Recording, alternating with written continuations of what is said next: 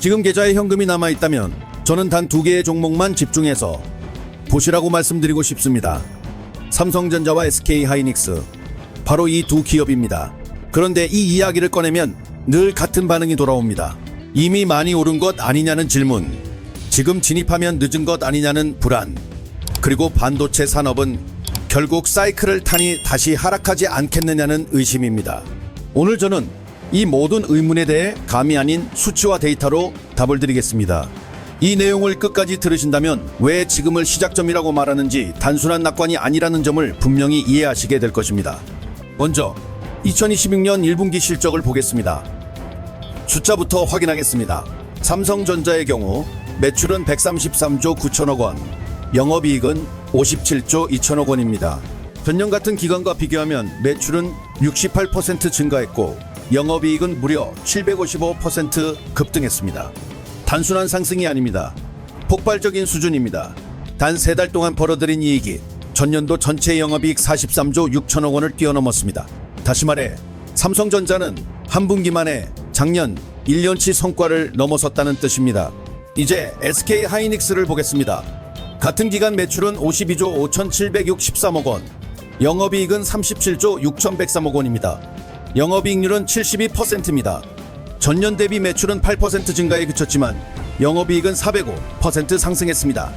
특히 영업이익률 72%라는 수치는 그 자체로 압도적입니다. 이 수치가 얼마나 대단한지 비교를 통해 보겠습니다. 세계에서 가장 높은 수익성을 자랑하는 반도체 기업 중 하나인 엔비디아의 직전 분기 영업이익률은 약 65%였습니다. 그런데 SK하이닉스는 이를 넘어섰습니다. 매출 100원당 72원이 이익으로 남는 구조입니다. 이런 구조를 가진 산업이 얼마나 될까요? 그것도 분기 매출이 50조 원이 넘는 기업에서 말입니다. 재무 상태도 눈여겨볼 필요가 있습니다. 1분기 말 기준 현금성 자산은 54조 3천억 원입니다. 반면 차입금은 19조 3천억 원 수준으로 줄었습니다. 결과적으로 순현금은 35조 원에 달합니다. 불과 1년 전만 해도 부채가 더 많았던 기업이 이제는 현금이 2배 이상 많은 구조로 바뀐 것입니다. 이 변화의 속도는 매우 인상적입니다. 증권사 전망도 확인해 보겠습니다. KB증권은 2026년 SK하이닉스의 연간 영업이익을 251조 원으로 예상했습니다. 이 수치는 마이크로소프트의 약 245조 원, 구글의 약 240조 원을 모두 상회하는 수준입니다. 대한민국의 한 반도체 기업이 세계 최고 수준의 IT 기업들을 넘어서는 이익을 낼 것으로 전망된다는 점, 이것이 지금의 현실입니다. 글로벌 기준으로도 상위 4번째 수준입니다. 이제 질문의 핵심으로 들어가겠습니다. 이번 호황이 과거와 무엇이 다른가 하는 점입니다. 이 질문에 답하기 위해서는 반도체 산업의 흐름을 짚어봐야 합니다. 메모리 반도체는 오랜 기간 전형적인 사이클 산업으로 분류되어 왔습니다. 호황이 오면 기업들이 설비를 확대하고 공급이 넘치면 가격이 하락합니다. 이후 적자가 누적되면 생산을 줄이고 공급이 감소하면 다시 가격이 상승합니다. 이 반복이 수십 년간 이어졌습니다. 2018년의 슈퍼사이클도 2022년과 2023년의 침체도 같은 패턴이었습니다. 그래서 많은 분들이 지금도 같은 흐름을 예상합니다. 지금 상승하면 결국 하락할 것이라는 생각입니다. 이 판단은 충분히 합리적입니다. 그러나 지금은 3가지 중요한 구조적 변화가 등장했습니다. 첫 번째 변화는 수요의 중심이 이동했다는 점입니다. 과거에는 스마트폰과 PC가 핵심 수요처였습니다. 이 시장이 흔들리면 메모리 수요도 함께 흔들렸습니다. 소비 경기와 밀접하게 연결된 구조였습니다. 그러나 지금은 상황이 완전히 다릅니다. 현재 메모리 수요를 이끄는 핵심은 AI 데이터 센터입니다. 마이크로소프트, 구글, 아마존, 메타 같은 빅테크 기업들이 AI 인프라 구축에 매년 수백조 원을 투입하고 있습니다. 이들은 경기 상황 때문에 투자를 중단하지 않습니다. 오히려 경쟁에서 뒤처지는 것을 더 두려워합니다. 즉, 이 수요는 경기 변동과 분리되어 있으며 장기적으로 지속되는 성격을 갖습니다. SK하이닉스는 이를 에이전틱 AI 시대로의 전환이라고 표현했습니다. 이는 단순한 학습 단계에서 벗어나 다양한 서비스 환경에서 실시간 추론이 반복되는 단계로 진입했다는 의미입니다. 우리가 AI에 질문을 던질 때, 영상 추천이 이루어질 때, 쇼핑 플랫폼이 상품을 제안할 때, 이 모든 과정이 메모리를 사용합니다. 서비스가 늘어날수록 메모리 수요는 기하급수적으로 증가합니다. 이것은 일시적인 현상이 아닙니다. 두 번째 변화는 HBM이라는 새로운 메모리 구조의 등장입니다.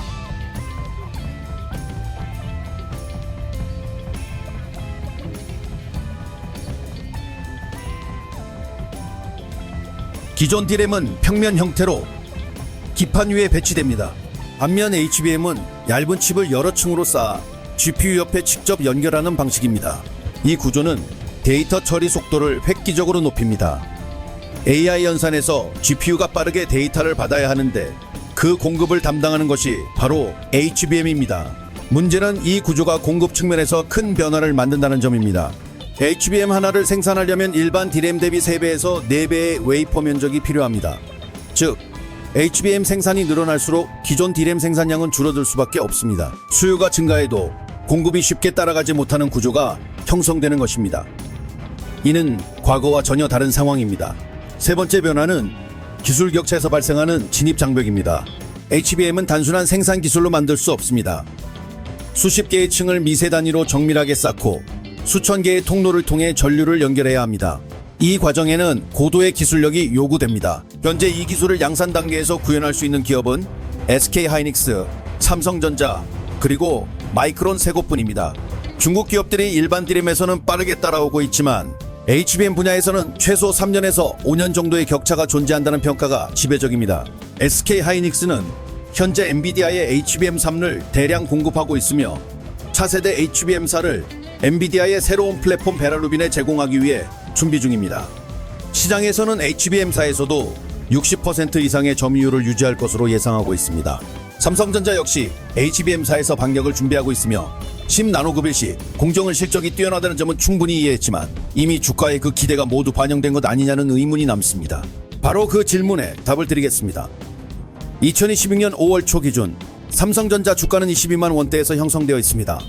시장 참여자들의 시각도 살펴보겠습니다. 총 36명의 애널리스트가 매수 의견을 제시했고 매도를 권한 인원은 단 한 명뿐입니다.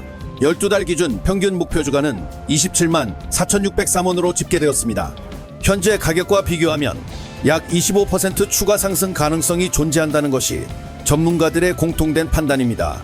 일부 주요 증권사, 특히 KB증권은 목표가를 37만원 수준까지 끌어올렸습니다. 여기서 중요한 포인트를 하나 짚고 넘어가야 합니다. 52주 최저가가 53,700원이었습니다. 반년도 채 지나지 않는 시간 동안 주가가 4배 이상 뛰어올랐습니다. 그럼에도 불구하고 증권사들은 여전히 목표치에 도달하지 못했다고 평가하고 있습니다. 이유는 명확합니다. 실적의 증가 속도가 주가 상승보다 더 가파르기 때문입니다. 2026년 연간 삼성전자의 영업이익 추정치는 증권사마다 차이가 있지만 220조 원에서 300조 원 사이로 제시됩니다. 이 수익 규모를 기준으로 현재 주가를 해석하면 결코 과도하게 높은 수준이라고 보기는 어렵습니다. 밸류에이션을 논할 때 반도체 기업에는 PER보다 PBR이 더 적합하다는 분석도 존재합니다. 이 산업은 본질적으로 사이클 특성을 갖고 있어 이익 변동성이 큽니다.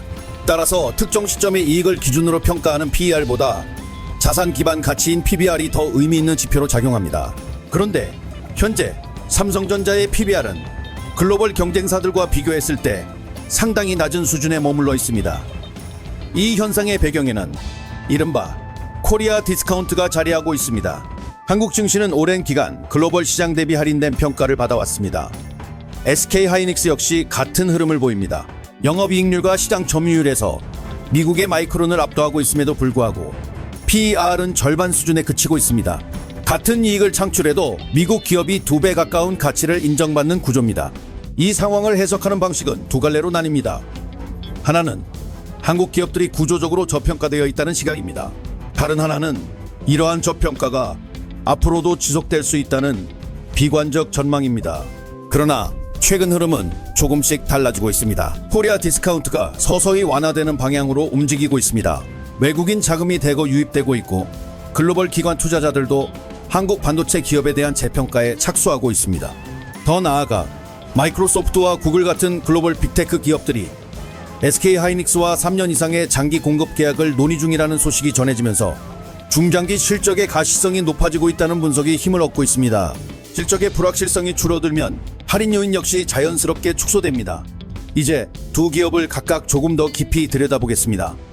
먼저 삼성전자입니다. 이 기업은 세계에서 가장 복잡한 전자기업 중 하나로 평가됩니다. 스마트폰, TV, 냉장고 같은 가전제품부터 반도체, 파운드리, 디스플레이까지 전 영역을 아우르고 있습니다. 이러한 사업 구조의 복잡성이 오히려 주가 저평가의 원인이었다는 분석도 존재합니다. 다양한 사업이 혼재되어 있어 각 부문의 가치가 제대로 반영되지 못한다는 이른바 복합기업 할인입니다. 하지만 지금은 상황이 달라졌습니다. 이 복잡한 구조 속에서 반도체, 그 중에서도 메모리 부문이 압도적인 수익을 만들어내기 시작했습니다. 2026년 1분기 기준 DS 부문, 즉 반도체 사업에서만 53조 7천억 원의 영업이익을 기록했습니다. 전체 영업이익 57조 2천억 원 중 94%가 반도체에서 발생했습니다. 삼성전자의 전략을 조금 더 자세히 보겠습니다. 메모리 영역에서는 HBM사 양산에 돌입했습니다. 동시에 차세대 저전력 메모리 모듈인 SCAMM이 역시 생산과 판매를 시작했습니다. PCIe 이후 SSD도 적시에 개발하여 서버 시장 경쟁력을 강화하고 있습니다. 현재 서버용 디램과 SSD 수요가 강한 상황에서 공급 능력을 확보하고 있다는 점은 큰 강점입니다. 파운드리 사업에서는 이 나노 2세대 공정이 하반기 양산을 목표로 준비되고 있습니다. 컨퍼런스 콜에서는 이 나노 수주 물량이 전년 대비 130% 이상 증가할 것으로 예상된다는 언급이 있었습니다. 설계부터 생산, 메모리, 패키징까지 모두 제공 가능한 턴키 구조를 갖춘 유일한 기업이라는 점도 중요한 경쟁력입니다. 주주 환원 정책 역시 주목할 요소입니다. 삼성전자는 3개년 주주 환원 계획을 실행 중이며 자유 현금 흐름의 50%에 해당하는 18조 5천억 원 규모의 자사주 소각 일정을 확정할 예정입니다. 사상 최대 실적을 기록한 만큼 배당 확대에 대한 기대감도 커지고 있습니다. 다만 분명히 짚고 넘어가야 할 부분이 있습니다. HBM 분야에서는 현재 SK 하이닉스가 앞서 있는 것이 사실입니다. 기술 격차가 존재하며 엔비디아 HBM 인증 과정에서 어려움을 겪었다는 점도 알려져 있습니다. 그러나 이 요소가 삼성전자 투자 매력을 훼손한다고 보기는 어렵습니다. 그 이유는 분명합니다. 삼성전자는 HBM 외에도 서버용 디램, SSD, 파운드리 등 다양한 AI 관련 수요를 흡수할 수 있는 구조를 갖고 있습니다. 또한 HBM에서의 열세는 이미 주가 상단의 상당 부분 반영되어 있다는 해석이 가능합니다. 만약 이 영역에서 경쟁력이 회복된다면 추가 상승 여지는 오히려 더 커질 수 있습니다. 결국 삼성전자는 회복 가능성을 품은 저평가 자산이라는 관점이 유효합니다. 이제 SK 하이닉스를 살펴보겠습니다. 이 기업은 국내 증시 역사에서 가장 극적인 변화를 보여준 사례 중 하나입니다. 몇 년 전만 해도 부채 부담에 시달리던 기업이었지만 지금은 수년금 35조 원을 보유한 세계 최고 수준의 수익성을 가진 메모리 기업으로 탈바꿈했습니다. 핵심 경쟁력은 HBM 기술에서의 리더십입니다. HBM이 이를 시작으로 HBM3, HBM32, 그리고 현재 HBM4까지 모든 세대에서 시장에 가장 먼저 제품을 선보이며 엔비디아의 승인을 받아왔습니다. 빠른 출시 속도, 원가 경쟁력, 높은 수율, 뛰어난 성능, 그리고 고객 신뢰까지. 이 5가지 요소가 SK 하이닉스의 강력한 방어막입니다. HBM4를 보면 이들의 전략이 더욱 분명해집니다. 해당 제품은 엔비디아의 차세대 베라루빈 플랫폼에 최적화되어 설계되었습니다. 일시 나노 공정을 적용해 업계 최고 수준 성능을 입증했다고 밝혔습니다. 이미 2025년 말부터 양산을 시작했으며 현재는 수율과 생산 능력이 안정화 단계에 들어섰습니다. HBM4 역시 2027년 양산을 목표로 개발이 진행 중이며 하반기에는 샘플 공급이 시작됩니다. 디램 전반에서도 기술 진전이 이어지고 있습니다. 세계 최초로 일시나노 LPDDR을 개발 완료했고 주요 스마트폰 고객사의 차세대 플래그십 모델에 탑재될 예정입니다. 현재 시장 컨센서스인 237조 원과 비교하면 거의 2배에 달하는 수치입니다. 물론 이 전망은 상당히 낙관적인 가정 위에 세워져 있습니다. 그렇다면 왜 이런 과감한 예상이 등장하는 것일까요? 그 배경에는 메모리 업계 전반에서 나타나는 새로운 흐름이 자리하고 있습니다. 최근 관측에 따르면 장기 공급 계약 가격이 기존 예상보다 훨씬 높은 수준에서 형성되고 있습니다. 주요 고객사들이 안정적인 물량 확보를 위해 선제적으로 계약을 체결하고 있으며 이때 책정되는 가격이 현물 시장보다 크게 높다는 점이 핵심입니다.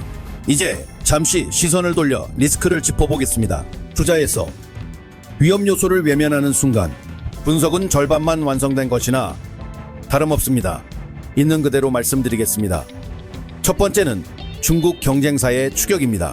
CXMT를 포함한 중국 메모리 기업들은 정부 지원을 기반으로 생산 능력을 빠르게 확대하고 있습니다. HBM 영역에서는 아직 격차가 존재하지만 일반 D램 시장에서는 이미 가격 압박을 유발하고 있습니다. 이 변수는 결코 가볍게 볼 수 없습니다. 두 번째는 HBM 가격 하락 가능성입니다. SK하이닉스의 공급 확대, 삼성전자의 경쟁력 회복, 그리고 마이크론의 점유율 상승이 동시에 진행된다면 공급이 늘어나면서 가격은 하방 압력을 받을 수 있습니다. 지금의 높은 수익성이 영구적으로 유지된다고 단정할 수는 없습니다. 세 번째는 특정 고객 의존도입니다. SK하이닉스의 HBM 매출 상당 부분이 엔비디아에 집중되어 있습니다. 만약 엔비디아가 사업 환경 변화로 어려움을 겪거나 공급선을 다변화한다면 직접적인 충격을 받을 가능성이 있습니다. 네 번째는 미국의 반도체 수출 규제입니다. 지정학적 긴장이 기업 경영의 상수가 된 상황에서 미국과 중국 간 갈등이 심화되면 예측하지 못한 규제가 등장할 수 있습니다. 다섯 번째는 산업 자체의 사이클 특성입니다. 구조가 변화하고 있다고는 하지만 반도체는 여전히 경기 민감 업종입니다. 글로벌 경제가 크게 둔화될 경우 AI 데이터 센터 투자 역시 영향을 받을 수밖에 없습니다. 그럼에도 불구하고 투자를 고민하는 이유는 분명합니다. 지금 진행 중인 구조적 변화의 힘이 이러한 리스크를 압도할 만큼 강하다고 판단되기 때문입니다. 물론 최종 선택은 각자의 몫입니다. 이제 한 단계 더 깊이 들어가 보겠습니다. 왜 지금이 시작점인가? 그 본질을 이해하려면 AI의 작동 방식을 알아야 합니다. AI는 크게 두 단계로 움직입니다. 학습과 추론입니다. 학습은 방대한 데이터를 활용해 모델을 만들어내는 과정입니다. GPT나 제미나 이 같은 대형 언어 모델이 이 단계에서 탄생합니다. 이 과정에는 막대한 GPU와 HBM이 필요합니다. 예를 들어 엔비디아 H100 하나에는 HBM3가 6개 탑재됩니다. 데이터 센터 하나에 수천에서 수만 개의 GPU가 들어가고 각 장치마다 여러 개의 HBM이 붙습니다. 학습 단계만으로도 수요는 이미 거대한 규모입니다. 하지만 진짜 이야기는 추론에서 시작됩니다.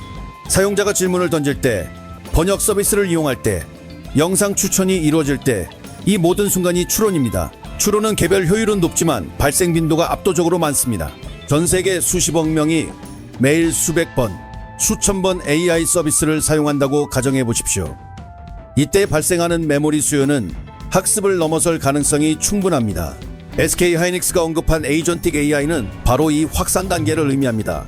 AI가 단순한 도구를 넘어 다양한 역할을 수행하는 존재로 확장되는 시대입니다. 이 단계에 진입하면 메모리 수요는 지금과 비교할 수 없는 수준으로 확대됩니다. 시장 가격도 이를 반영하고 있습니다. 2026년 1분기 기준 D램 고정 거래 가격은 전분기 대비 90%에서 95% 상승했습니다. 낸드 플래시 역시 55%에서 60% 상승했습니다. 이는 투기적 움직임이 아니라 수요가 공급을 초과하는 현실의 결과입니다. 재고 상황도 심상치 않습니다. 메모리 재고는 1주에서 2주 수준으로 떨어지며 2018년 이후 최저치를 기록했다는 분석이 나왔습니다. 사실상 내년 물량까지 대부분 판매가 완료되었다는 표현까지 등장했습니다. 공급 측면도 여유롭지 않습니다. 신규 반도체 공장을 건설하려면 상당한 시간이 필요합니다. 계획 수립, 인허가, 장비 발주, 설치, 테스트, 그리고 양산까지 이어지는 과정에는 최소 2년에서 3년이 소요됩니다. 즉, 지금 수요가 폭증하더라도 공급이 즉시 따라올 수 없는 구조입니다. 이 비탄력성이 현재 공급자 중심 시장을 유지시키는 핵심입니다. 이제 글로벌 빅테크 기업들의 투자 규모를 살펴보겠습니다. 이 수치들은 메모리 수요의 지속성을 가늠하는 중요한 단서입니다. 마이크로소프트는 2026 회계연도에 AI 인프라에 80억 달러, 하나로 110조 원 이상을 투입하겠다고 밝혔습니다. 구글의 모회사 알파벳은 같은 해 AI 관련 설비 투자로 75억 달러를 계획했습니다. 아마존 AWS 역시 유사한 수준의 투자를 예고했습니다. 메타는 65억 달러 이상을 AI 인프라에 투입할 예정입니다. 이 네 기업만 합쳐도 연간 약 300조 원에 가까운 자금이 AI 인프라에 쏟아집니다. 이들은 단순히 서버를 구매하는 것이 아닙니다. AI 가속기와 그 내부에 들어가는 HBM을 필요로 합니다. 그리고 그 수요의 중심에는 SK하이닉스와 삼성전자가 있습니다. 이 투자 흐름이 줄어들 가능성은 현재로서는 뚜렷하게 보이지 않습니다. 경쟁이 투자를 강제하는 구조이기 때문입니다. 한 기업이 속도를 늦추는 순간 다른 기업이 앞서 나가게 됩니다. 이 경쟁 구도는 메모리 수요를 지속적으로 지탱합니다. 여기서 자연스럽게 하나의 질문이 떠오릅니다. 삼성전자와 SK하이닉스 중 어떤 선택이 더 적합한갑니다. 답은 단순합니다. 두 기업의 성격이 다릅니다. SK하이닉스는 HBM 중심의 고성장 스토리를 대표합니다. 이미 높은 수익성을 확보했고 기술 리더십도 입증했습니다. 상승 여력은 크지만 변동성 역시 큽니다. 성장성에 집중하는 투자자에게 적합한 선택입니다. 반면 삼성전자는 안정성과 회복 스토리를 동시에 갖고 있습니다. 현재 주가는 실적 대비 상대적으로 낮은 평가를 받고 있으며 HBM 경쟁력 회복이라는 추가 동력이 존재합니다. 안정성과 상승 가능성을 함께 고려하는 투자자에게 적합합니다. 투자 성향에 따라 접근 방식은 달라질 수 있습니다. 공격적인 전략을 선호한다면 SK하이닉스 비중을 높일 수 있습니다. 반대로 안정성을 중시한다면 삼성전자 중심의 구성이 가능합니다.